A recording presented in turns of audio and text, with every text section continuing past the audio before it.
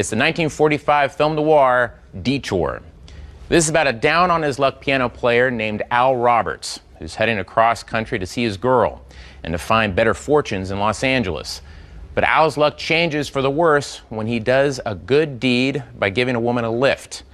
That woman turns out to be perhaps the single most treacherous femme fatale in movie history. No good deed goes unpunished, at least in film noir. It looks like a beautiful movie, but yeah, it is this weird thing where then I've always used to watching Detour as looking terrible, and that's kind of the weird charm of it. It's like this weird, satellite thing from like a hell, it's from some other world. I don't want to look it through your viewfinder. I want to see it kind of. There's like a nice, like it looked at the drive-in. Yeah, looked at the drive-in. I mean, those.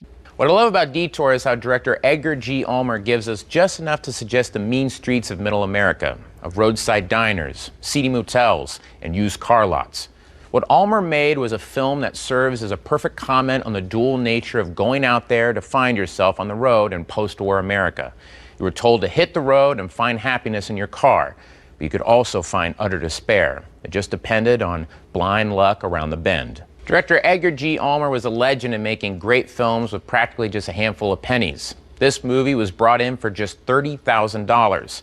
But don't let his budgets fool you. Ulmer was a true filmmaker with plenty of training.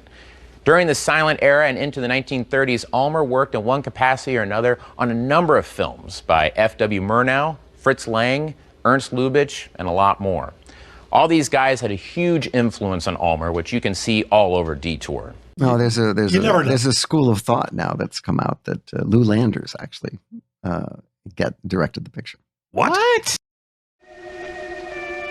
All right, Mr. DeMille, I'm ready for my close-up. Billy Wilder knows how to open a movie. Yeah. Like, he knows and close a movie. And close a movie. Oh, and and honestly, too, just because it's the Apartment. I think The Apartment's a great movie. You see a girl a couple of times a week just for laughs, and right away they think you're going to divorce your wife. I ask you, is that fair? The Apartment is a great movie. That's why your programming for TCM was so interesting, because you picked a Billy Wilder movie when you picked a night to program. Five Graves to Cairo, which is you did right. You did Five Graves to Cairo, which is not. Yeah, which I love that film. I think that's one of my favorite. That's movies. the year before he made Double Indemnity.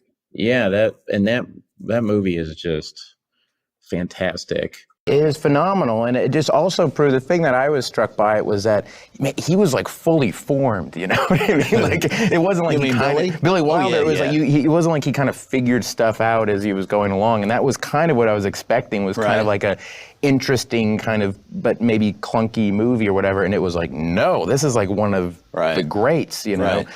Which tend to be the thing with those guys that were writers and then directors like John Huston and President, like all when they came out of the gate as directors. They really know how to form a film, though, as writer. I've got to see his map again. I must get back into his room. Who's whom? Rommel's.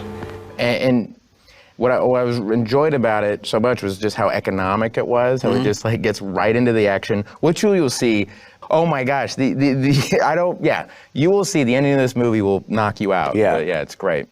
Sunset Boulevard too. I just recently rewatched that, and that really holds up. I mean, any of those kind of Lubitsch, Wilder, Preston Sturgis, anything like that. I kind of, it doesn't really matter what it is. I want to go check it out.